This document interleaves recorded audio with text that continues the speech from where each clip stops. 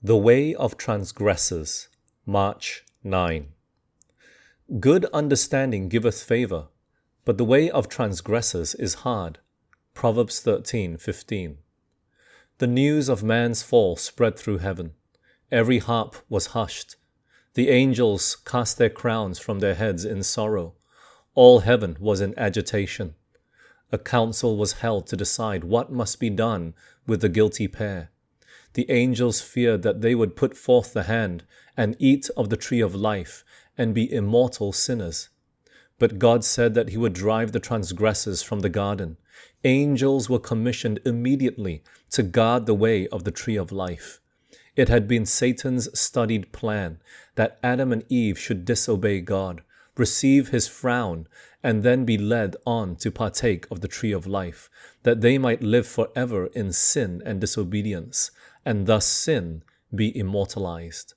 But holy angels were sent to drive them out of the garden, while another company of angels were commissioned to guard the way to the tree of life.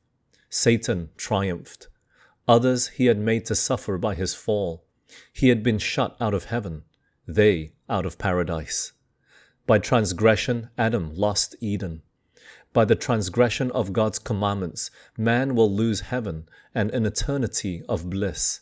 These are no idle tales, but truth.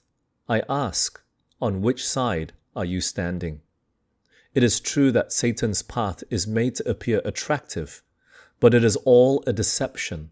In the way of evil, there are bitter remorse and cankering care. In the downward road, the gateway might be bright with flowers, but thorns are in the path.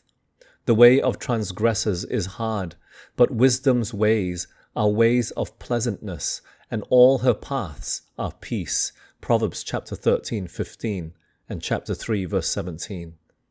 Every act of obedience to Christ, every act of self-denial for his sake, every trial well endured, every victory gained over temptation is a step in the march to the glory of final victory. If we take Christ for our guide, he will lead us safely.